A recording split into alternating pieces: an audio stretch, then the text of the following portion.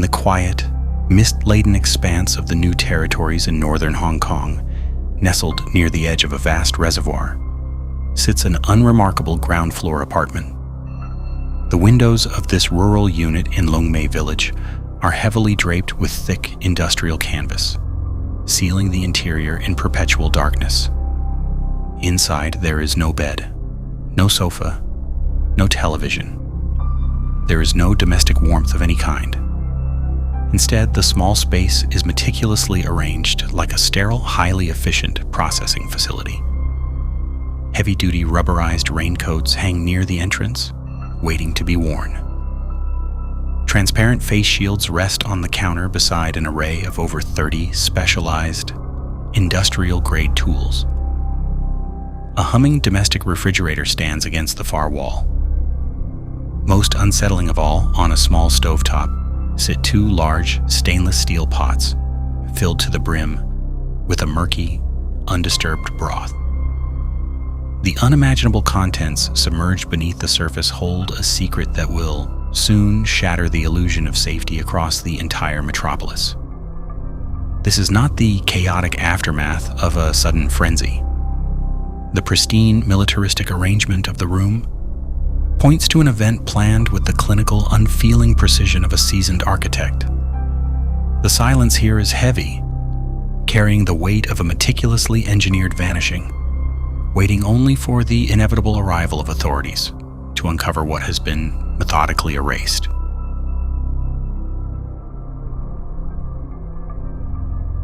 The initial news alerts pulse across digital screens in late February 2023, breaking through the typical rhythm of the city. The headlines are brief, focused on a missing persons report, filed in the dense, hyper-surveilled environment of Kowloon.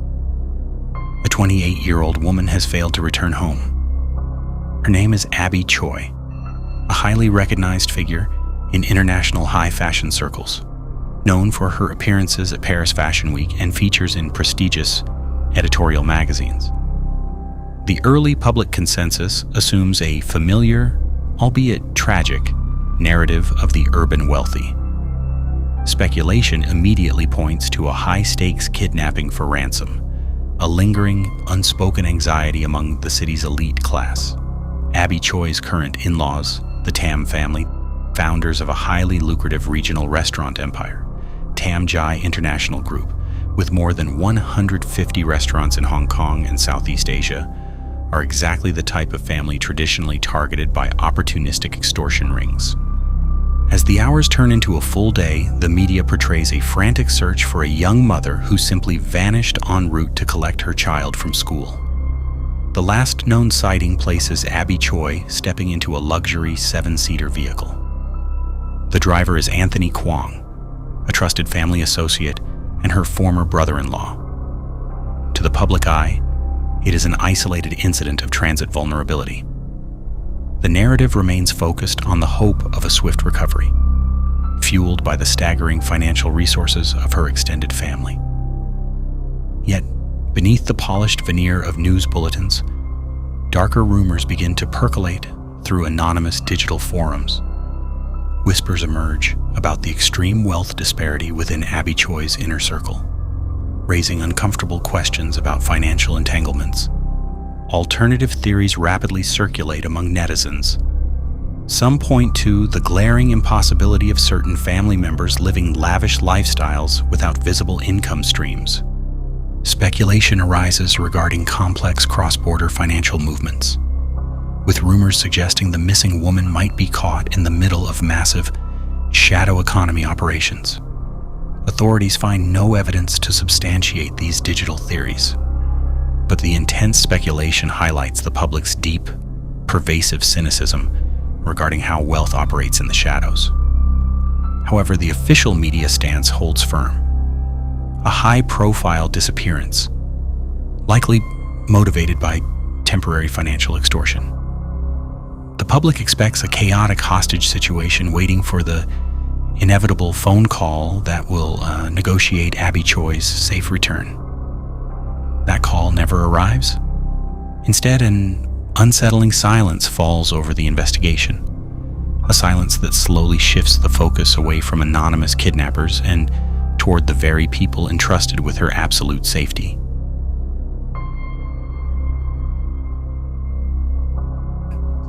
The atmospheric landscape of this disappearance is defined by extreme verticality and deep historical divides. The early months of the year bring a persistent, pale mist over the Victoria Harbour, a lingering physical haze mirroring the complex social strata of the region. Wealth here is insulated. Kadoorie Hill, located in Ho Man Tin, stands as a fortress of colonial-era estates, shadowed by ancient banyan trees and patrolled by private security.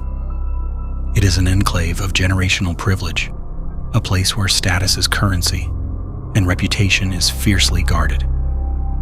This is the world Abby Choi inhabits. She is a woman defined by quiet grace, draped in haute couture, cultivating an international audience of over 100,000 followers. She projects an image of effortless, cosmopolitan elegance. Beneath the luxury endorsements operates a relentless demand for familial obligation. In this specific cultural framework, the responsibility to financially elevate and sustain one's extended network often supersedes logic, personal boundaries, or self-preservation. This mandate creates an invisible atmospheric pressure. Abby Choi possesses vast resources generated by her family's lucrative mainland engineering and construction enterprises. She weaponizes this wealth against her own peace of mind, believing that immense generosity can construct a firewall against instability, ensuring peace through constant financial patronage. Years prior, at the age of 18, Abby Choi entered into a marriage with Alex Kwong, a union that produced 2 children. The marriage dissolved in 2016, yet the financial umbilical cord between Choi and the Kwong family was never severed. Alex Kwong is a man whose lifestyle requires immense capital but generates absolutely none. He exists in the shadows of the city as a fugitive.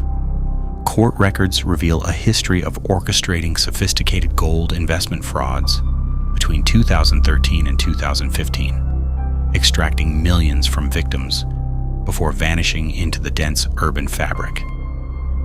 Surviving as a wanted individual in a highly policed environment requires relentless, untraceable logistical support. This support flows entirely from his former wife, a dynamic that keeps Abby Choi permanently tethered to Alex Kwong's volatile existence.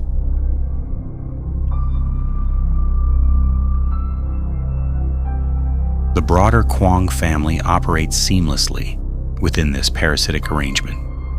The former father-in-law, Kwong Kao, is a towering, intimidating presence. His background is firmly rooted in law enforcement. As a former detective sergeant in the Hong Kong police force, Kwong Kao possesses a profound institutional understanding of investigative protocols, anti-interrogation tactics, and evidence disposal.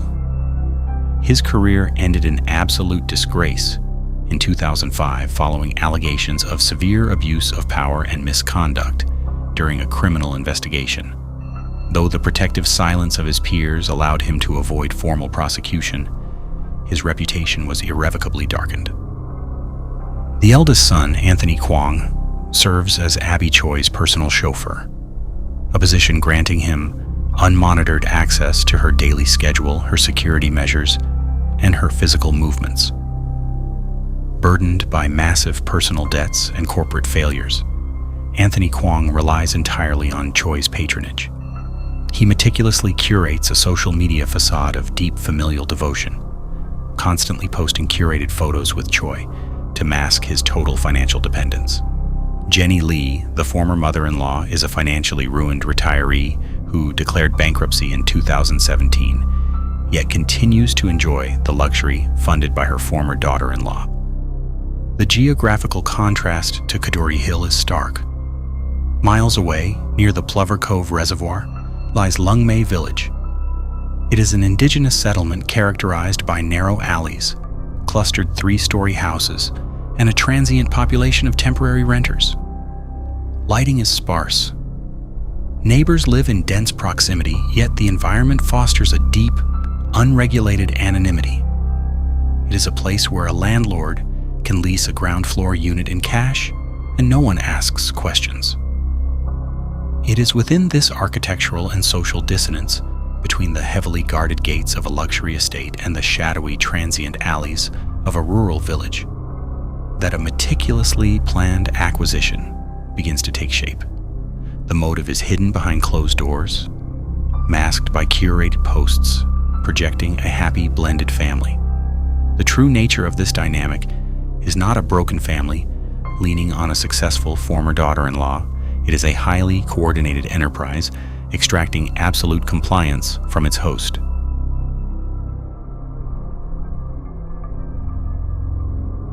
The official timeline begins to fracture almost immediately upon analytical scrutiny.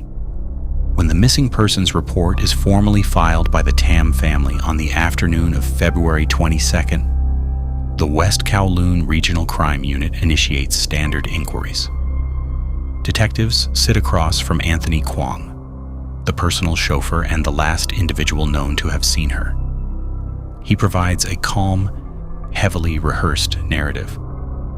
He claims that mid-journey to the Hong Kong Science Park to collect her child, Abby Choi suddenly requested to exit the vehicle. Anthony Kwong states he dropped her off by the roadside and continued alone. It is an alibi designed for a completely different era of criminal investigation. Kwong Kao, drawing on his 1990s law enforcement experience, operates under the outdated assumption that a subject's steadfast silence, coupled with the sheer absence of a victim, paralyzes an investigation. He fundamentally miscalculates the invisible, ubiquitous digital net covering the modern metropolitan landscape.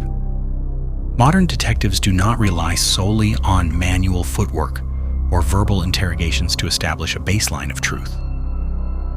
Investigators bypass the interviews and extract the GPS telemetry and dashcam data directly from Anthony Kwong's luxury 7-seater vehicle. The digital breadcrumbs immediately expose a surgical deception. The vehicle never approached the science park. Instead, the data reveals a sudden, highly suspicious halt near the entrance of the Lion Rock Tunnel. From there, the telemetry tracks a direct, uninterrupted route to the rural outskirts of Tai Po, arriving precisely at Lungme village.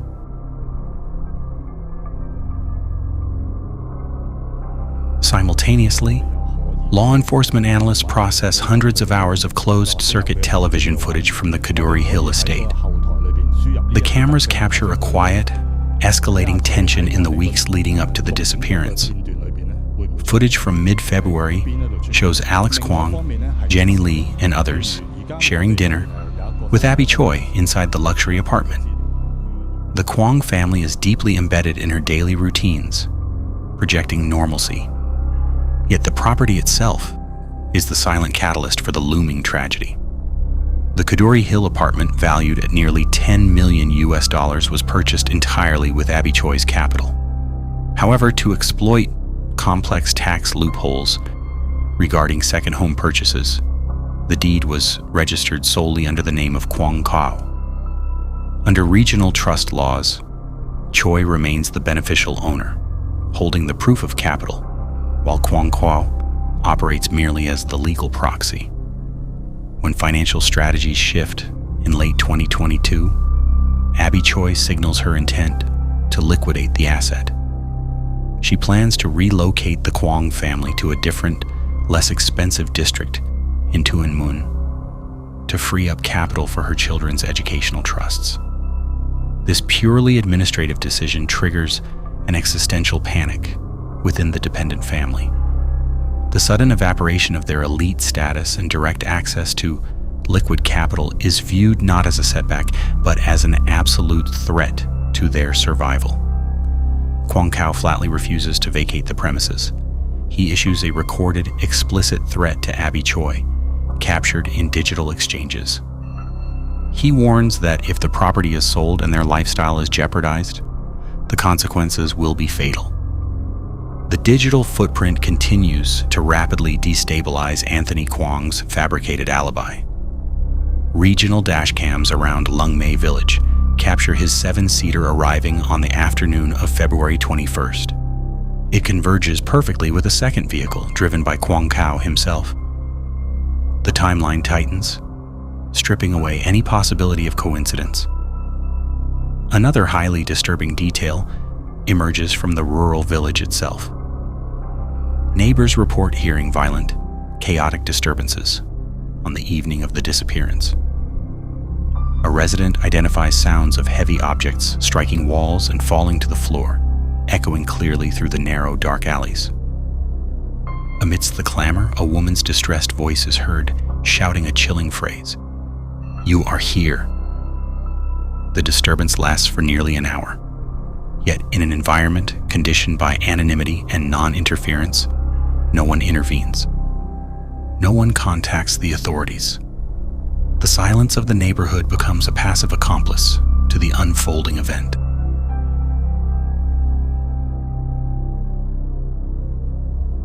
The following morning, surveillance captures the suspects loading heavy, nondescript bags into their vehicles, driving toward remote refuse points.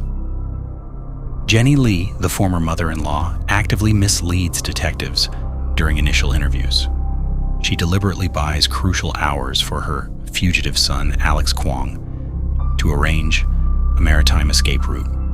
Every statement provided to the police by the Kwong family is a calculated obstruction.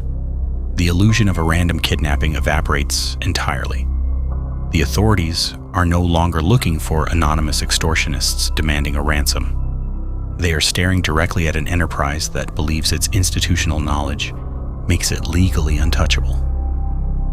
The focus narrows aggressively to the ground floor unit in Lungme village, a space Kwang Kao rented a full month prior, sitting quietly behind heavily draped windows.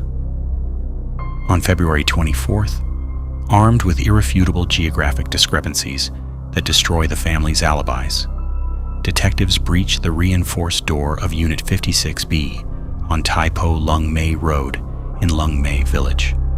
The reality concealed behind the canvas-draped windows is completely devoid of passion or chaos. It is a chillingly sterile environment, optimized entirely for systematic mechanical destruction. The true sequence of events materializes with horrifying clarity. On the afternoon of February 21st, Abby Choi enters the vehicle driven by Anthony Kwong, anticipating a routine journey to collect her child. Near the Lion Rock Tunnel, Anthony halts the vehicle. Alex Kwong ambushes the passenger cabin. A sudden, intense physical altercation ensues. Forensic analysis of blood spatter later recovered from the vehicle's interior confirms Abby Choi sustains severe blunt force trauma, rendering her unconscious before the vehicle even reaches the rural village. The destination is an ad hoc processing facility. Kwang Kao signed the lease for the small unit in late January, deliberately leaving it unfurnished to accommodate heavy machinery. The walls and floors are prepared to manage fluid, a testament to a chilling, methodical foresight. The methodology deployed within the small kitchen area reflects highly specialized, disturbing knowledge. The perpetrators utilized thermal destruction, employing large stainless steel pots to dissolve connective tissue and fundamentally eradicate cellular DNA markers. This is not the panicked, improvised response of amateurs attempting to hide a mistake. It is a direct application of forensic countermeasures, a calculated effort to exploit the legal requirement of physical evidence for a homicide conviction. Kwang Kao's extensive law enforcement background provides the exact blueprint for this structural dismantling, utilizing his knowledge of how police gather and analyze biological material. Kwang Kao's twisted legal logic dictates the entire motive. He calculates a fatal loophole in the region's complex property laws. If Abby Choi, the beneficial owner holding the proof of the trust arrangement, perishes, the luxury apartment defaults entirely and permanently to him as the legal owner. Furthermore, as the biological mother of his grandchildren, her vast personal estate would ostensibly pass to her children, over whom the Kwong family believes they exert absolute, unyielding control. It is a cold, calculated, corporate-style asset acquisition executed through the elimination of human life.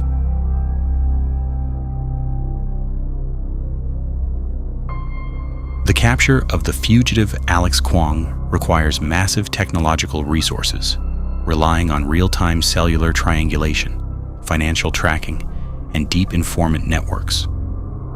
Recognizing the total collapse of their evasion strategy, Alex Kwong attempts to secure an illegal, high-powered smuggling speedboat to cross the maritime border.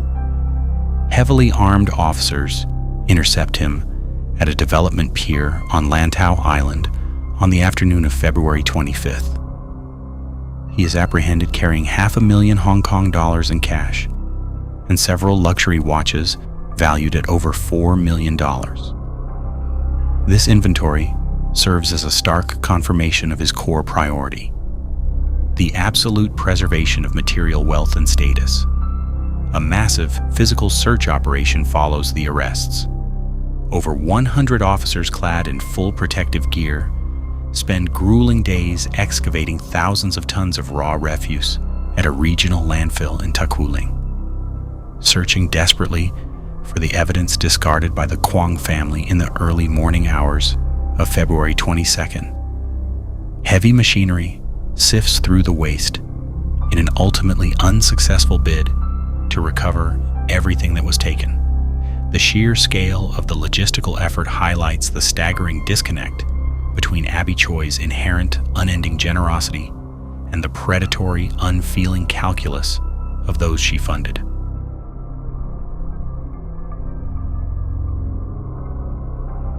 The judicial machinery moves with methodical, unyielding precision, untangling years of peripheral criminality to ensure no legal avenues of escape remain open to the perpetrators.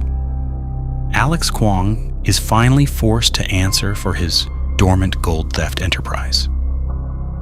Noting the highly premeditated nature of the scam and his 7 years actively evading custody, the court sentences him to 42 months in prison before the murder proceedings even begin. Jenny Lee faces the tribunal for perverting the course of justice. The presiding judge aggressively rejects defense pleas for leniency based on maternal instinct. The court explicitly states that her calculated obstructions and deliberate lies to protect Alex Kwong directly facilitated a ruined, lethal outcome. Jenny Lee is sentenced to 18 months in prison without deduction.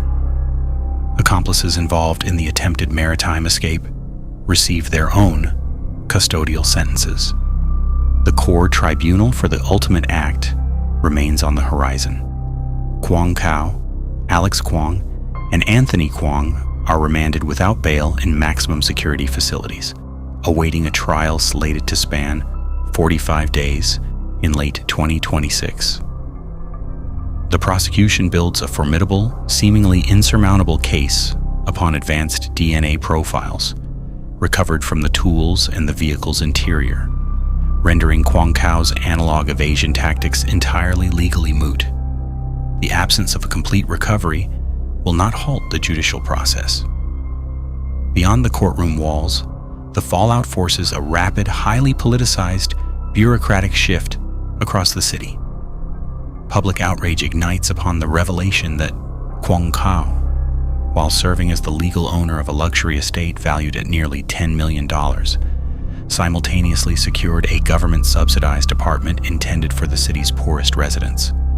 Bureaucratic silos and honor system loopholes allowed a millionaire by proxy to hoard vital public resources while engineering a fatal plot. In direct response to what becomes known as the Abby Choi loophole, the Regional Housing Authority swiftly alters its legislative framework. The system implements stringent property ownership checks, permanently closing the exploit and ensuring applicants must prove they hold no domestic property.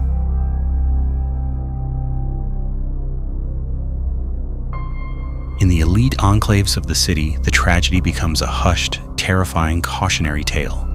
It spurs urgent, sweeping restructurings of family trusts, the sudden tightening of personal security details, and a heightened awareness of the lethal potential hidden within unresolved financial entanglements. It shatters the assumption that wealth provides absolute insulation from violence. The physical spaces left behind carry the permanent, visible scars of the betrayal. The luxury apartment in Kadoorie Hill, once the crown jewel of the fatal dispute, becomes locked in intense, protracted civil litigation. Abby Choi's family fights to secure a legal declaration of beneficial ownership, attempting to preserve the asset for her surviving children and prevent Kwang Kao from liquidating it from his cell. Meanwhile, Kwang Kao's subsidized flat is aggressively repossessed by financial institutions after mortgage defaults. A memorial service is held months later at the Po Phuc Memorial Hall, entirely funded by Abby Choi's grieving husband. It is a massive financial and emotional effort to restore the dignity that was so violently stripped away.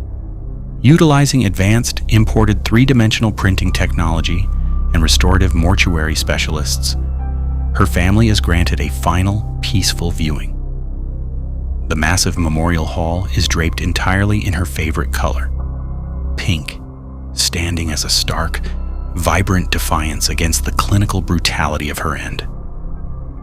Abby Choi's 4 children remain heavily guarded, insulated by immense wealth, yet they carry the unfathomable, generational psychological weight of knowing their own father, grandfather, and uncle conspired to eliminate the mother who sustained them all. In the quiet, rural expanse of Lungme village, Unit 56 Taipo Lungme Road remains completely empty, its windows forever darkened, standing as a silent, sealed monument to the absolute limits of human greed and the devastating echo of an unresolved truth.